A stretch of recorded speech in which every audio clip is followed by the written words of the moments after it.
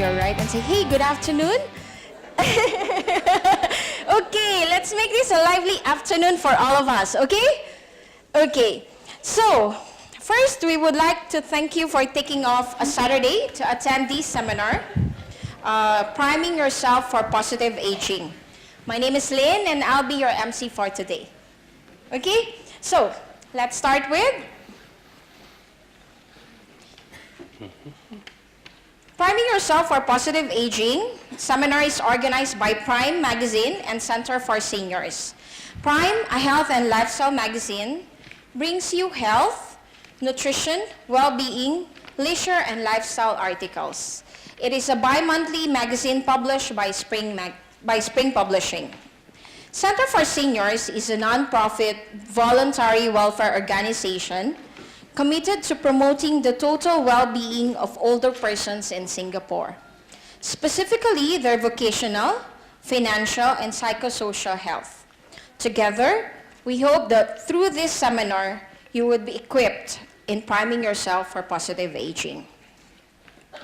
So, during the registration, you are given a feedback form and a $5 spring voucher. Okay, you can use that later. You can use the $5 spring voucher in all promotions today.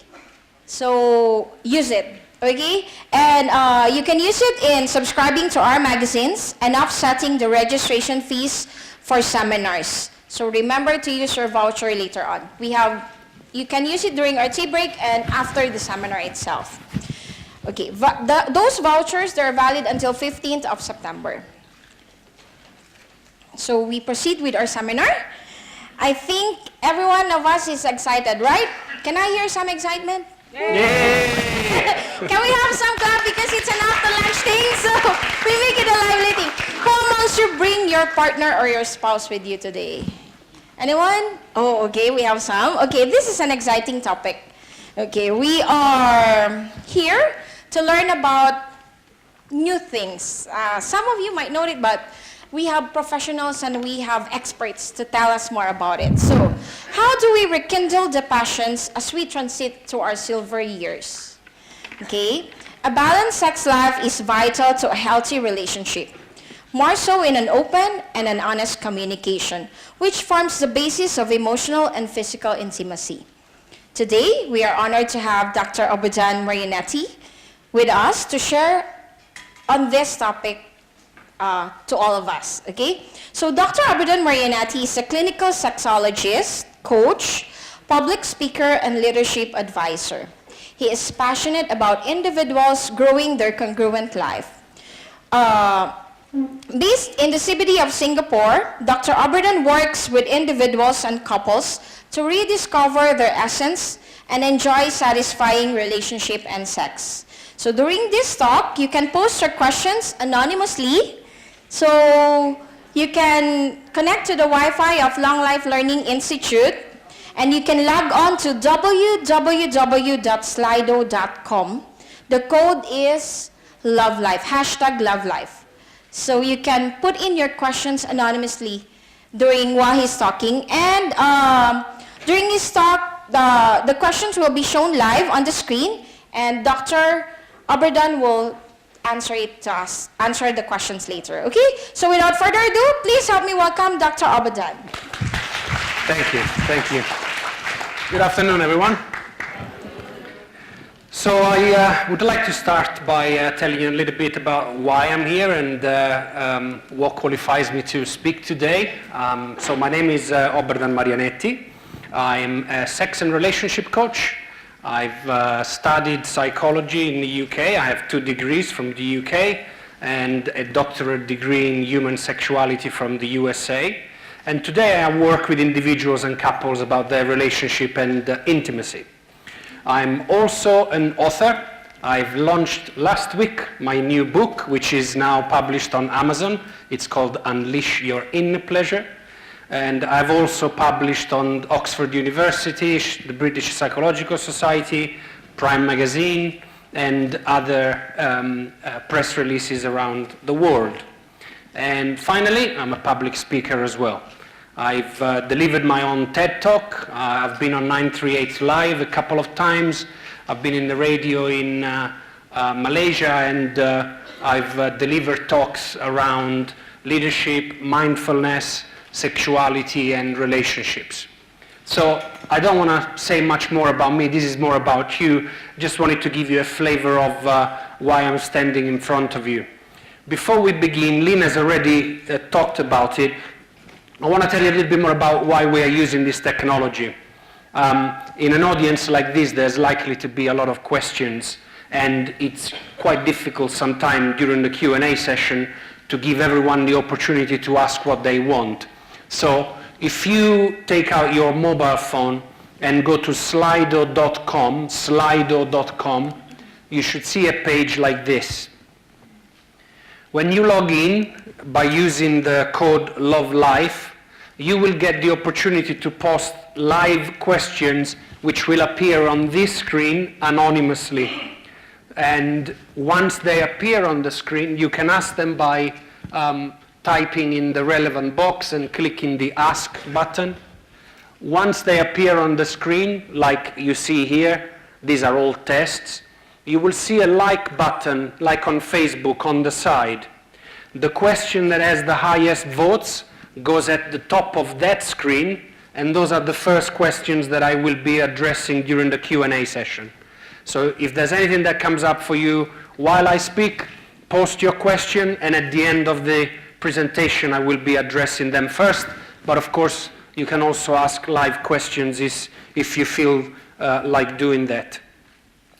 So before we start, I would like to ask you a quick question. So I hope you already are on Slido. You should see a question coming up on your screen, and I would like you to answer, how would you rate your current love life? I'll give you a couple of minutes to answer that. Anything from amazing to disastrous. Okay, so 2 people so far, 1 good, 1 disastrous. Keep going. Okay, 4 people. 6. You can see how many people are voting on the top right-hand side. That 6 number is the number of votes. I'll give you a few more moments to answer your question there. 9, wonderful, keep going.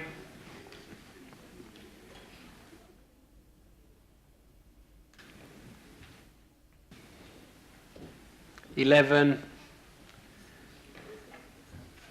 Well, it's good to see that the majority of the room, at least those of you who have answered, fall between okay and good.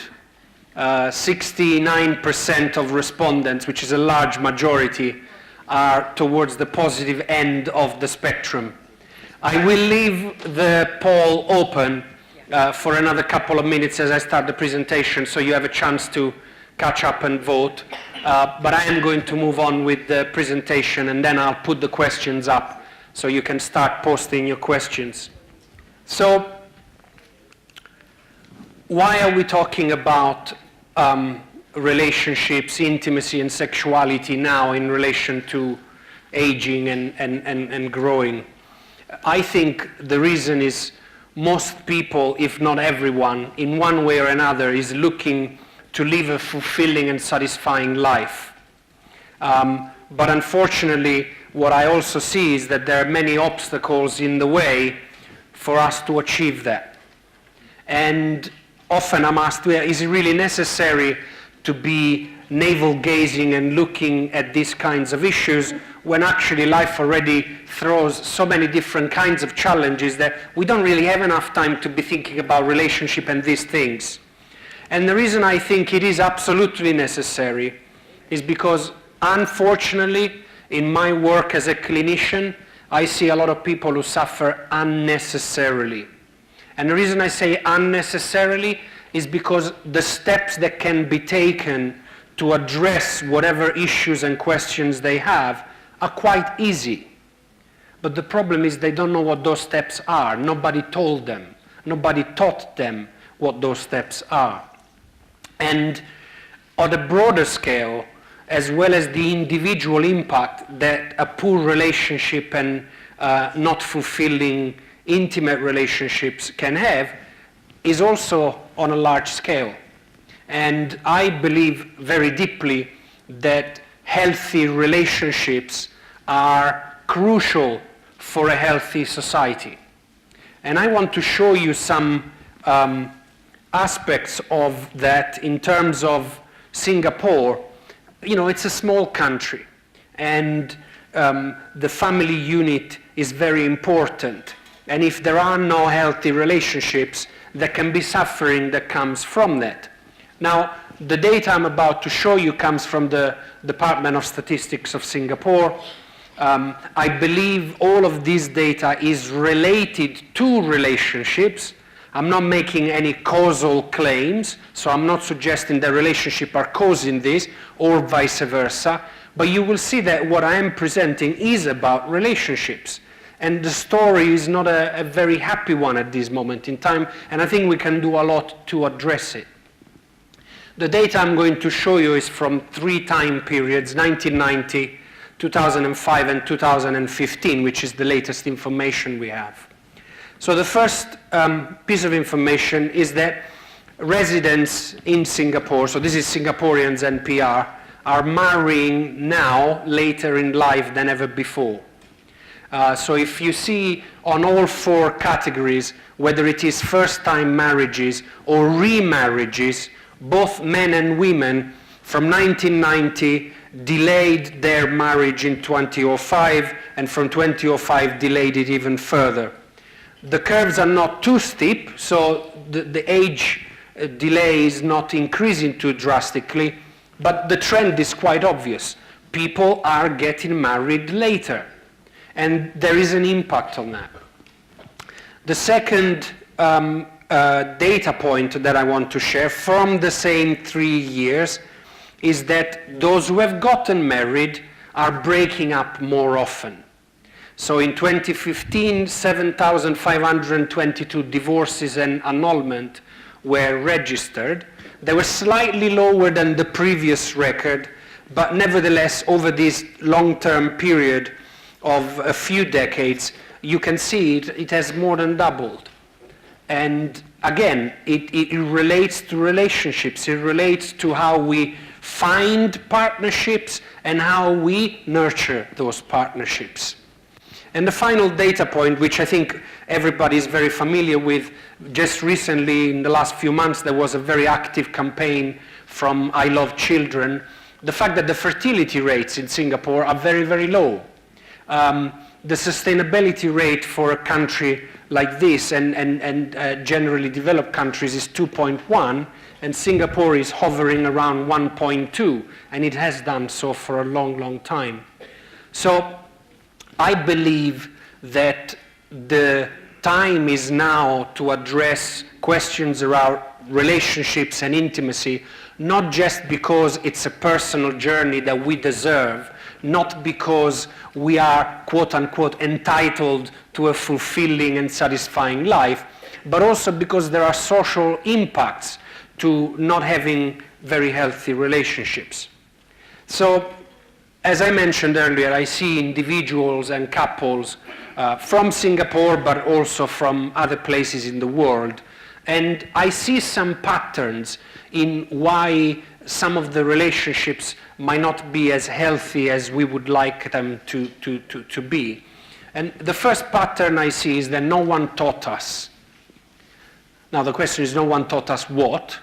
No one taught us how to find the right partner, and right is between speech marks for a reason. One of my presentations that I delivered at 938 live on the radio was the question, how do we find the right partner? And I shared with them that, in my opinion, there isn't such a thing as the right partner. It begins with understanding who you are and how you can be the right partner. Once you figure that out, it's easy to find the right partner. But we are told to look externally. We are told to subscribe to some external social norms of beauty, of wealth, of success and achievement that often are unachievable. No one taught us to communicate we don't spend any time whatsoever to learn skills about communication. And when it comes to relationship counseling and sexuality coaching, I see most often the problem that a couple brings to the room working with me is their inability to communicate their needs. And as I mentioned earlier, this is unnecessary because the skills to learn to do that are very easy, but no one taught us. No one taught us to handle intrusive in-laws. The mother-in-law in Italian is called suocera, and there are endless jokes that everybody makes about the role that the suocera plays in a newly married couple, and sometimes not so newly married. And I'm recognizing that it's a global phenomenon. It's the same here. I see it with my clients here as much as I've seen it in Europe and elsewhere. But again, easy to do, just that we haven't been taught to make that separation happen in a healthy way. And so we come to the point as newly married couples where we go, enough, you're suffocating me. And that breaks the relationship with our in-laws and creates sometimes even more friction. We can separate healthily, but no one taught us. Life always brings events that, planned or unplanned, are of major significance. Buying a new home, becoming a parent for the first time, the loss of a loved one, retirement, all these events have a really deep impact in our ability to be and stay healthy. And no one addresses them in our transitional periods. So we go through retirement, we go through bereavement, we go through financial pressure, and we find it difficult to process it. On top of that, as I mentioned earlier, we don't communicate our needs to our partners. Hey, presto, you have a recipe for pressure. And then finally, aging. There are very clear changes that our bodies and our psychology and our emotions go through because of aging, and I will be covering them shortly. And no one teaches us how to address them, and yet often can be addressed quite easily. So the first reason I believe relationships are suffering somewhat is because we haven't been taught all of these wonderful things. The second reason is the myth that we will meet the right partner and we will live happily ever after. I'm afraid I'm going to burst your bubble. It doesn't work like that. I see couples who come to me because perhaps they've stopped having sex, or perhaps because they argue for the smallest things, or for whatever other reasons. Basically, their relationship is on the rocks. And when I explore with them what strategies they are taking to quote-unquote fix things, often the answer is we are trying to recreate the period at the beginning of our relationship when we were so happy, so excited, we couldn't keep the hands off of each other. All we wanted to do was be together. Whenever I was at work, all I could think of was my wonderful partner. Everything he or she did was wonderful. There were no flaws. Everything was perfect. And that's a flaw in our thinking. It's easily understandable how the media, Hollywood, Disney fairy tales and other fairy tales are inculcating this belief in us, suggesting that if we find the right partner once again, we'll live happily ever after. It doesn't work like that. What we need to be taught is that the so-called honeymoon period, which is this initial phase, it's designed to be there for a reason. And there's evolutionary psychology evidence that suggests that it's there to help mating so that the species can continue. I won't go into details with that. But anyway, it's there for a reason. What we need to understand, when that period finishes, a few weeks later, a few months later, or a few years later, we have to actively work on designing a new kind of relationship, not on trying to recreate something that will never come back. And I believe those two myths, the fact that we are not taught the right skills and that we believe we should be living happily ever after, stop us from actively working on nurturing the relationship and making it healthy. And most definitely stop us on working on our sexuality and making it healthy. One of the very common things I'm told is, oh, but it should all be spontaneous when it comes to sex. I'm afraid to burst your bubble again, but it doesn't work like that. You have to work at remaining sexual with yourself and remaining sexual with your partner. You have to grow together.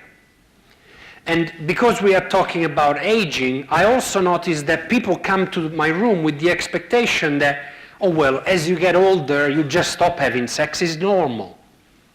Only last week I was seeing someone who said, oh, but you know, in our culture, at 45, 50, we just stop having sex. She truly and genuinely believed that that's the norm, that's what you are supposed to do. But that's not the case. There is some wonderful research from around the world that says over and over, we are sexual beings. A study from 2007 showed that even in their 80s, 30% of respondents out of a population of 3,500 people were still sexually active and enjoyed being sexually active. And the data here suggests that in that sample, 73% of 57 to 64 were active, 65 to 74, more than half, and again, of the 80s, almost a third. And it's not the only study, there are more. There was another study in 2010 that suggested that 20 to 30% of people in their 80s were sexually active. So don't believe, in fact, what's the positive verb for don't believe? Refute those who tell you that because you're getting old, sex is just going to end. If you are experiencing sexual desire, sexual arousal, if you are active, good on you. Look after it, it's yours to keep. The other interesting aspect of research in relation to aging is that satisfaction from a sexual perspective has increased and continues to increase from 2 points of view. The first one, across time. A Swedish study that reviewed a social questionnaire that is done nationally every so many years, reviewed data on sexual activity from 1,500 people aged over 70s, and they reported in a 30-year gap a 17% increase in their satisfaction when it comes to sex. So people are having sex and they're enjoying it more than they ever done before. And there's another interesting study. This is only women, I'm afraid. I don't have a study that looks at both genders. But there's another study that suggests that sexual satisfaction actually increases with age for people who are sexually active. And the study here is from 2012. It surveyed 806 women over 40 years of age. And look at that. The women in their 80s were substantially more satisfied about their sexuality than the ones in their 40s. We could argue why that's the case. We don't have time today, but I want to complete the presentation so that we give time to your questions. So, the reality is that with aging, however, your body changes. And you can look at all sorts of different changes from a physical perspective. You're affected by arthritis, chronic pain, mobility. Your mental illness might change as well, dementia, depression, your perception of being old, hormonal changes, going through menopause, andropause for men and women, cardiovascular conditions. All these impact your ability to be healthy in a relationship and be healthy in your sexuality. External factors also play a role. Alcohol, surgery, if you've had the need to have surgery, medication for antidepressant, diabetes, hypertension, and smoking are all factors that affect your health, affect your well-being, affect your ability to be in a relationship in a fulfilling way. And from a woman's perspective, the way in which these changes can manifest include things like vaginal dryness, and the elasticity of the vaginal walls also decreases, which in turn can cause pain during sex. And so the association immediately becomes, I'm getting old, I'm experiencing pain during sex, therefore I better not have sex, and that can have an impact on the level of desires. From a man's perspective, the changes that I've just described can manifest in changes in ejaculatory behavior, so ejaculating later than normal, or the inability to reach orgasm and ejaculate is often seen in elderly clients. Erectile dysfunction, which is the ability to reach or maintain erection, also can be affected, and that can create some anxiety, because we have been told as men that to have a successful sexual relationship, we must be able to have a hard-on, we must be able to penetrate, and therefore, that's a complete sexual act. But I want to challenge that belief. So, bottom line is, in terms of the current situation, I do believe age plays a role in the way in which we are in a relationship, but more importantly and more frequently, I see lack of information and misplaced expectations as being the reason why people suffer, which is why I say we are suffering unnecessarily. And the reality is that everyone can have a satisfying, fulfilling, long-term relationship with marriages that last a long, long time without the need to look beyond it, whatever the reasons might be. And the question is, what do we do about it? And so I want to spend the next 5 minutes covering that before we move to our question and answer. So, the first thing that I suggest you do is be curious. Be curious about what your needs are, what your relationship looks like, and how you want to address it. Communicate with your partner. You have at your disposal the internet today, which is a wonderful resource of information. The challenge can be that sometimes it's too much information, you don't know what's relevant, you don't know what's valuable for you, which is why you can also talk to experts and get a sense from your doctor, get a sense from people like myself, how you might choose the right information for you to use. And the other thing is be patient. A relationship is something you work on every single day for the rest of your life. It's not something that you do once and everything is solved. Take your time, work with it, be with it. And then finally, learn. Never tired to learn. It keeps your mind alive, it keeps your body excited, it keeps your life engaged. From a sexual perspective, some of the things that you can do are this. Pelvic floor exercise, sometimes called Kegel exercises. These are exercises that help you maintain the muscles at the bottom of your pelvis, which is that red smile-shaped muscle, keeps it healthy and helps you with urinary incontinence. It helps you with sensitivity and blood flow in the area. It helps you with arousal. It helps you with sexual excitement and orgasm. It helps you with a million things. Kegel exercise, wonderful for you all, men and women. Once again, take your time. And I'm meaning in this thing from a sexual perspective. Long gone is the need to get the hard on, get in, get out, job done, everybody happy. It doesn't work like that. It never has worked like that, but that's what we are told. So, work with it. Work with your body. Give it time to adjust to the changes that age has brought upon you. And indeed, do the same with your partner. Toys Now, clearly, I'm not talking about fluffy toys here. I'm talking about a different kind of toys. But there is an enormous amount of technology out there that can be introduced in the couple to help you with whatever challenge you might have. Once again, talk to experts. In particular, considering I'm talking about what to do with sex, look for people who are trained to speak and handle sexual questions. Positions, especially when it comes to mobility and people having hip issues or joint issues in general, sex can be quite painful because of that.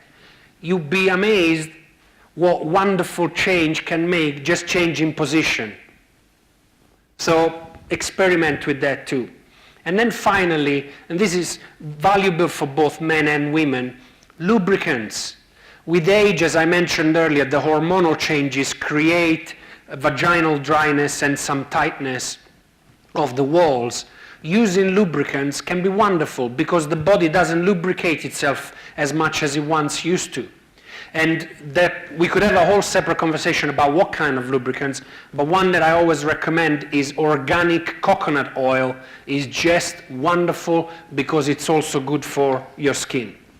And from a female perspective, what might also help later in the years, estrogen creams that are topical and local for application to help with dryness and lubrication and so on.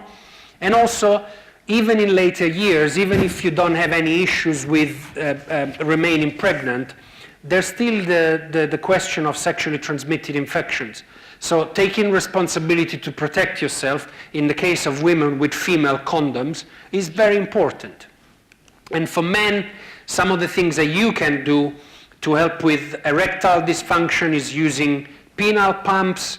You can use medication that today exists and is very, very, very effective. Once again, condoms to protect from sexually transmitted infections. And finally, moving away from the idea that sex is all about having a hard-on and penetrating. Sex is much, much, much more. And if only you took time to explore that, you would discover a new way of being with your partner. So, in conclusion, anyone can enjoy a fulfilling and satisfying life, relationship, and sexuality. It just takes time to look into it. But we haven't been educated to pay attention to it. So we give it for granted that it's normal for it to get out of the window and into the toilet, and we start suffering unnecessarily. And so before we close, I want to ask you two more questions, and then we go Q&A. Earlier I asked, how would you rate your love life today? Now I want to ask you, how would you want to rate it 6 months from now? Having heard what you just heard and what's possible, how would you want to rate it 6 months from now?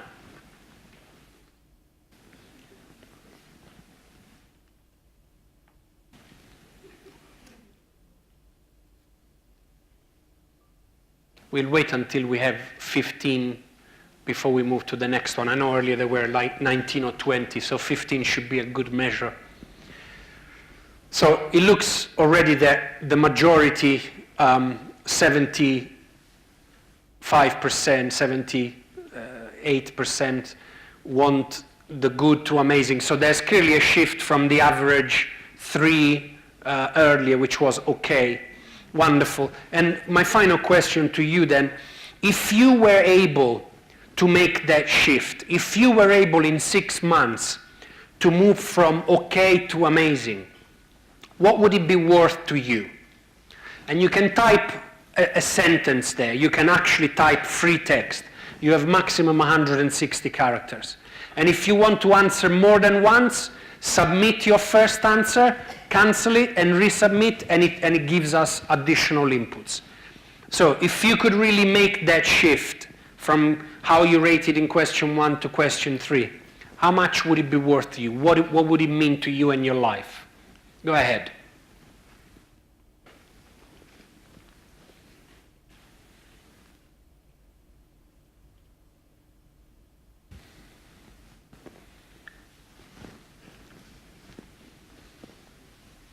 I guess it takes time to type, so let's be patient. Okay, fulfilling life. Brother, law. The system is going to show up the keywords that appear more often to give us a sense of where the room is actually at. More seminars, aging, positive aging, positive life, worth, flatten. Flatten belly? Are you looking to lose weight? Okay.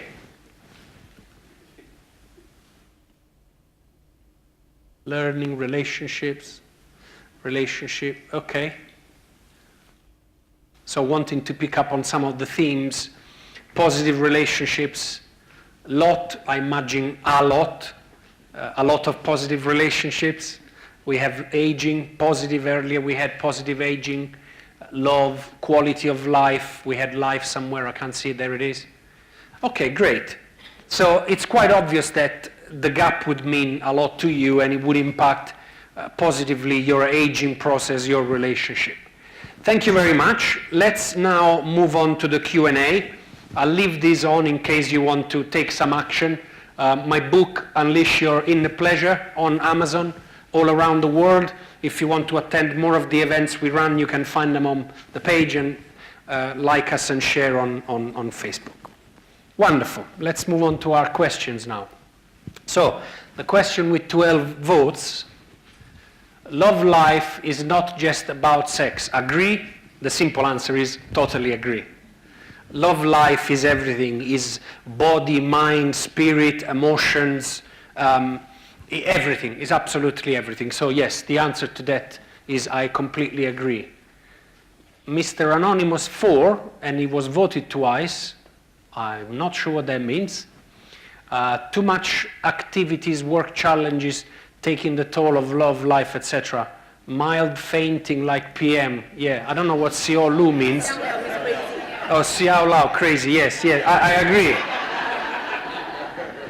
You know, my dear friend Jane later is going to speak to us about mindfulness, and I mentioned earlier, I myself am a student of mindfulness, and I believe we do live hectic lives, and there's no need for that.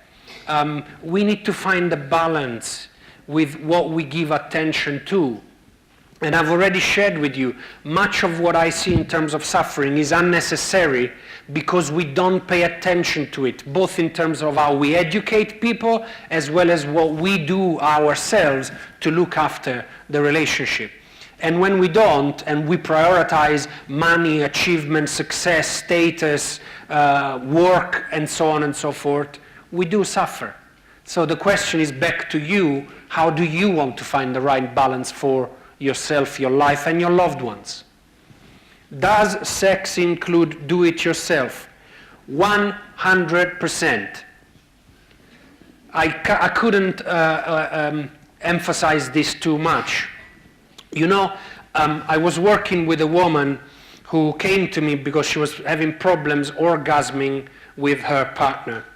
And one of the things that I usually do after checking if there's any medical issue is ask what their sexual behaviors look like. And one of the things I'm interested to understand is their masturbatory behaviors. Do they masturbate? How frequently? How? What they do? And so on and so forth. And this woman said to me, oh, no, I don't do that. I've never done that. I was like, okay, so how do you tell your partner the things that you like if you haven't learned to know your body in a sexual way? And her immediate answer was, oh, I don't have to know. It's up to him to know what to do with me.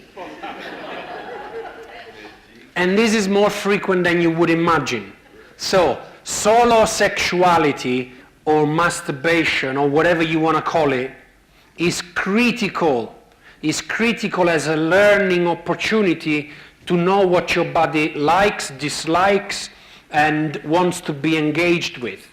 And I'll stretch the question a little bit here, but for those of you who have kids, you would have realized that when your kids were tiny little things, they were already touching themselves.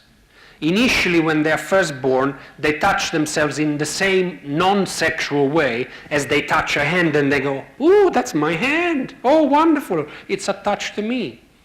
And when they touch themselves in their genitals, they feel a pleasurable sensation, and pleasure is something they're attracted to. What do we do as parents? Don't you do that. That's dirty. You don't touch down there. You don't do it here. You bad boy, bad girl. The message we're giving them is being sexual with yourself is wrong. That's a way of shutting down your own sexuality. So I don't want to belinger on this too long. This is a passionate one for me. But yes, do it yourself is an absolute must for a successful sexual relationship. What is the age and gender profile of your clients? Do they come often as couples? Of those coming as couples, which partner is the initiator? Wow, so many interesting questions. The profile tends to be 35 plus, and plus is all the way. Although my latest, not latest, what do you call it? Oldest client was late 60s, but I'm open to working with all ages, adults. In terms of the demographics, I would say probably about 35%, 40% locals, and 60% otherwise. The reason it's otherwise is because I don't only work face-to-face, I also work on Skype. So I have clients in the UK, in other countries, in Asia, in Australia, so they make up a bit more of my population clients-wise. Do they often come as couples? Yes, they do, and often the initiator tends to be the wife. And sometimes the situation is that the wife comes alone because husband didn't want to, and then a few sessions into the process, the husband might join, and then it becomes more of a couple's work. Okay, how much time left do I have? 1 minute. Okay, great. I'll take 2 more questions as quickly as I can. Provide how penile pump, Viagra help, have not used them. Okay, penile pumps are a mechanical device that sucks air out of the vacuum I showed earlier. They are applied on a penis, erect or otherwise, and by sucking air out of the vacuum, they facilitate the flow of blood in the penis. And as you might already know, the penis becomes hard because it becomes engorged with blood.